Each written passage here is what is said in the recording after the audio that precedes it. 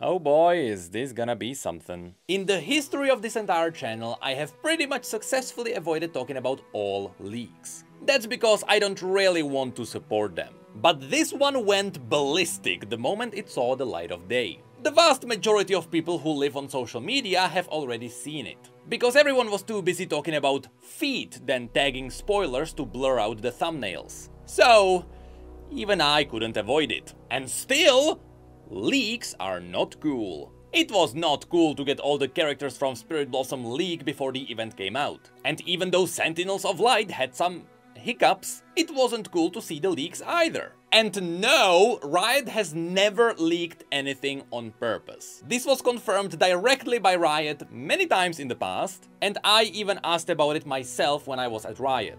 Apparently, they leaked something on purpose only once. It was back when Surrender at 20 and Skin Spotlights were way too good at data mining. So they purposefully leaked some fake information just to troll them. But outside of that, Riot has never done it on purpose, and as you'll see, there is a good reason why. Which also means that the latest leak was not on purpose either. And the reason why is because it is heavily screwing up with their marketing. Usually, before a champion is revealed, Riot posts a couple of teasers leading up to the week of reveal. Maybe it's a piece of environment around them, or maybe it is their weapon, which then leads to the actual reveal, which is usually done through a cinematic.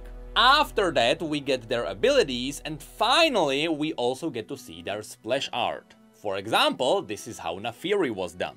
But now, since the splash art already leaked, they can't drop the teasers effectively because people already know what she looks like. So I have no doubt Riot's social media team is crumbling right now. Because normally they would have everything set up down to a date.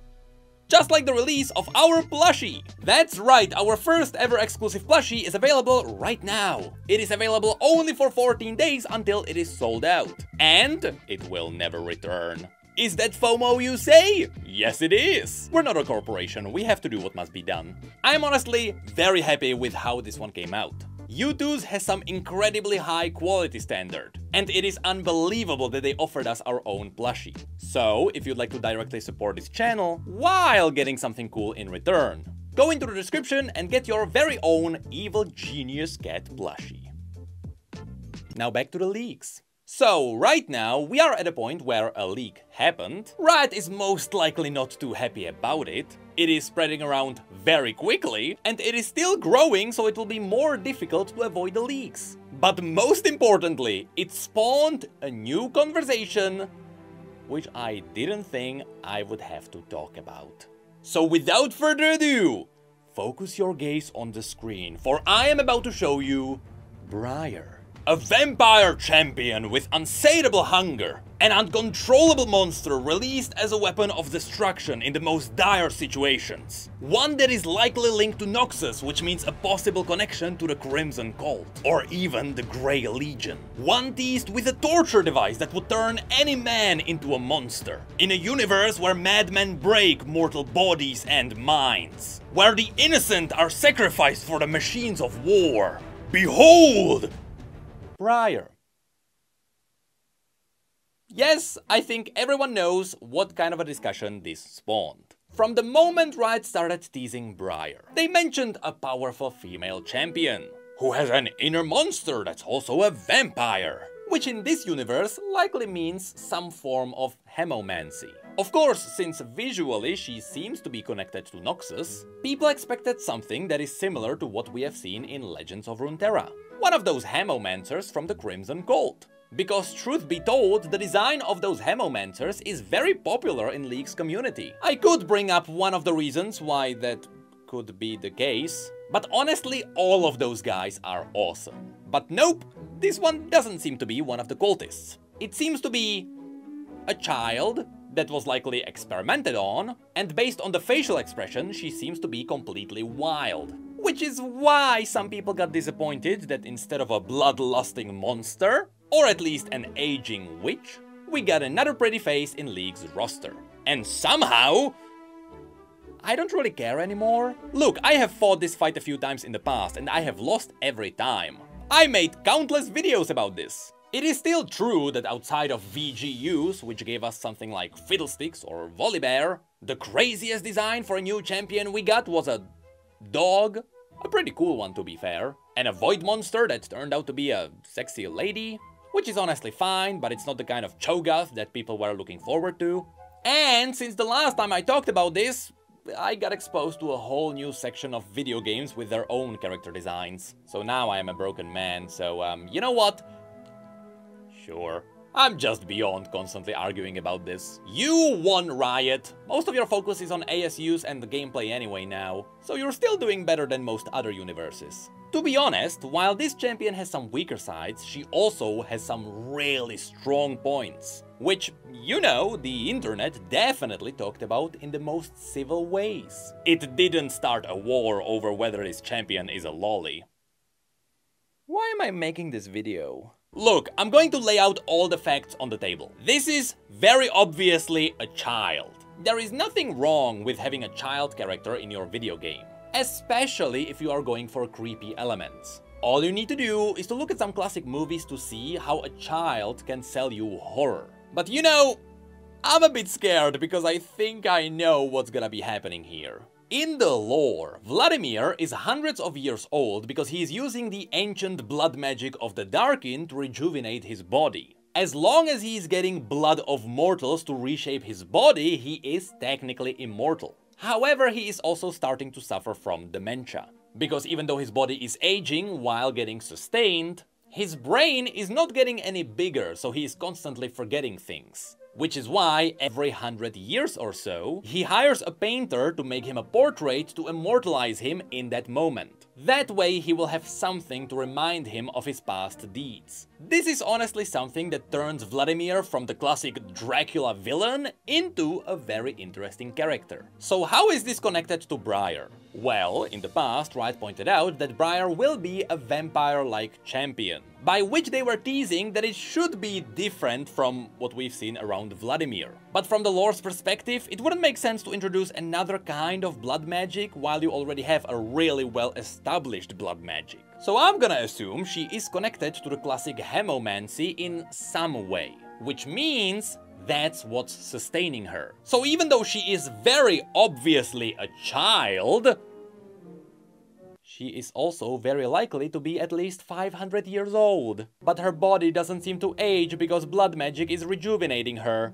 I know this information will fuel another war. We've been here in the past. So far, from what I've seen, people have only been memeing about it. This is a fantasy trope that's been done a million times in the past, especially in animes. There is some dark humor every now and then, but that's really where we are right now. Just a few memes, some disappointment from the pretty face.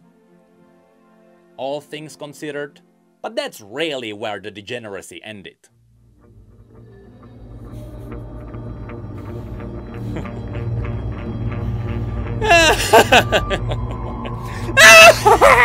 Wrong! The discussion was never about the appearance of a champion. It was never about what could be in an alternative universe. No!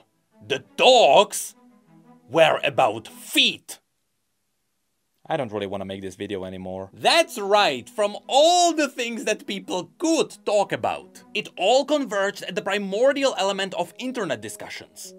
Feet. To be fair, I understand why. Looking at the splash art, it is structured in a way to make you focus on the feet. It has a dark frame from the pillars and the corpses. You have a bit of red light to draw an outline around her face, which is where most of your focus should be. But also, they very specifically illuminated her feet.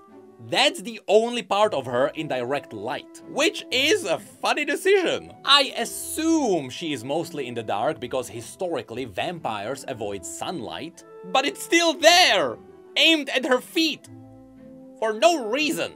So of course people started making all kinds of jokes. League of Memes stayed relatively fine, but leave it to the Darkin folk to go unhinged. Yes, in case you don't know, the Darkin folk community is sort of a League of Memes, but it's all the darkest humor you can find. Also, I don't actually know what the Jack's jokes are about.